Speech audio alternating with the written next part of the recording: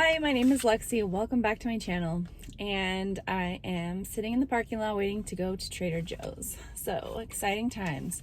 And so as far as my weight update, good news, bad news. Good news is that I fasted 3 full days last week, which felt really good just to get back to that and to feel like I'm getting back on track. And I had no modified fasts. I had no days off. I just fasted my normal Monday, Wednesday, Friday, and it felt really good to get back into it, although it was kind of a struggle.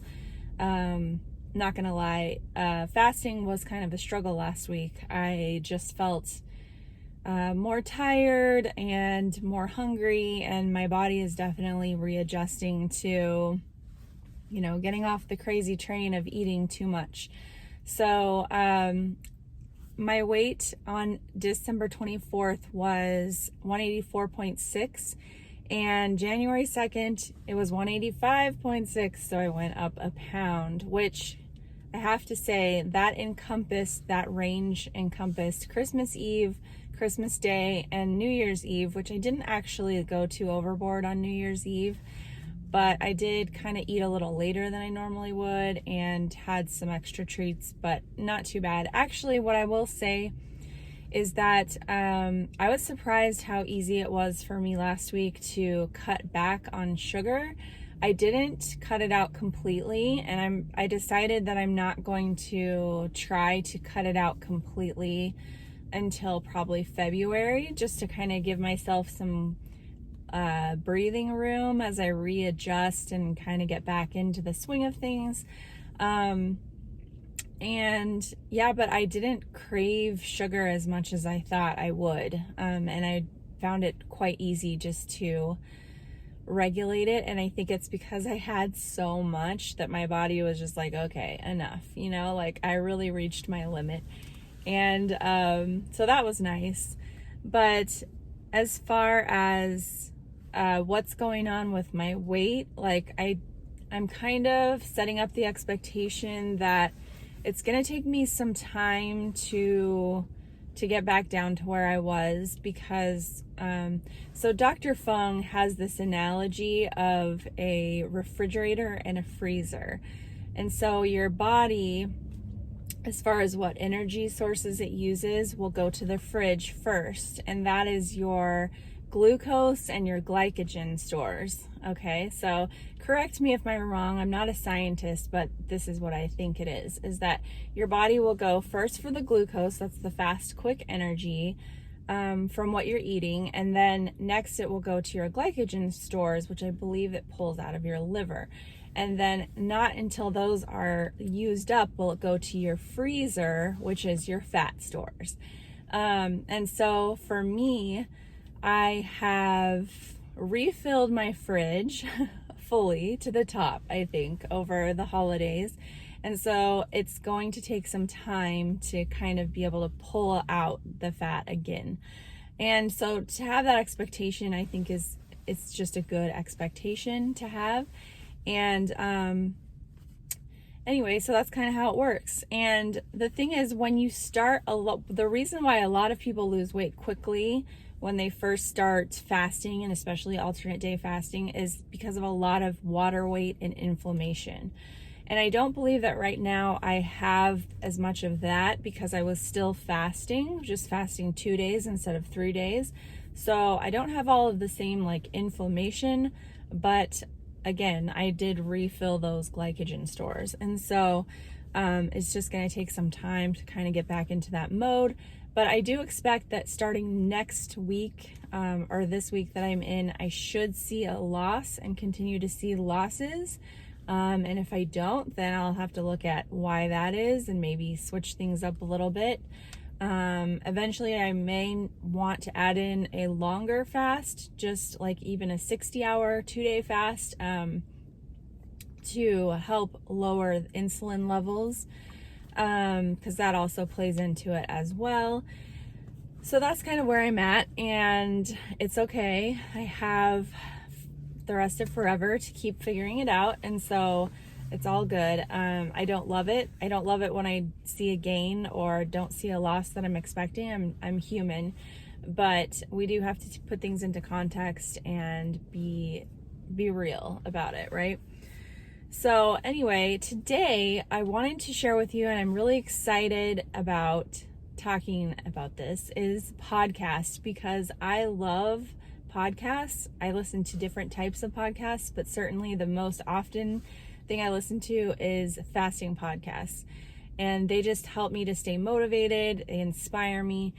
And so I wanted to help you with this, because I think when you start fasting, you have this motivation and you have that fire lit under you, but there's always going to come times where you're just frustrated. Like things aren't going exactly the way you'd hoped, and either you're stalled or you had a gain, or not losing as quickly. And listening to other people's stories is such a powerful way to reconnect with your why and all of that. So I want to share with you my favorite fasting podcasts, and I hope that they will help you to stay inspired and motivated along the way. So the first one is my absolute favorite, and if you don't listen to any other podcasts, I highly recommend you listen to this one. And that is the Intermittent Fasting Stories podcast. This is hosted by Jen Stevens. Every week she puts up a new podcast on Thursdays, and she interviews one person who has been doing intermittent fasting, usually for a long time. Most of the people who have been interviewed are fasters that have been fasting for a year or more. So they're very experienced as far as a broad range of experience. They've been through the ups and downs, and just such a wide variety of people as far as different health issues and situations that you will relate to. And that's the amazing thing. So I didn't start listening to this podcast until I had been fasting probably alternate day fasting, probably like 9 months. I don't know. It's funny because when I joined Instagram, I kept seeing all these people mentioning Jen Stevens, and it was almost like they worshipped her, and I thought it was so weird. I was like, who are all these Jen Stevens like groupies? And her book, which was at the time Delay Don't Deny, was the only book that was, well, she had 2 books out, but that was her most popular one.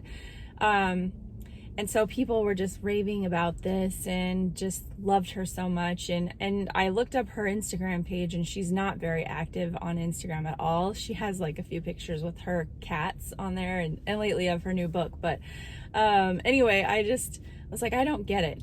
But anyway, I get it now, and here's why. Like, Jen she's just such a likable person. She's a Southern woman. She's a retired teacher.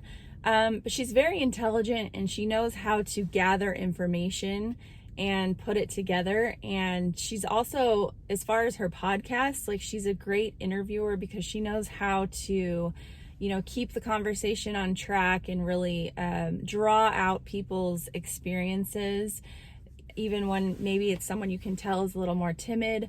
It's such an awesome podcast because, like I said, there's all these different stories, and you'll find people that you just really connect to and resonate with. And you may also find people on there that, you hear and you're like, oh, this would be so good for my friend or my sister or my dad or whatever, like, would love to hear this interview because this is their situation.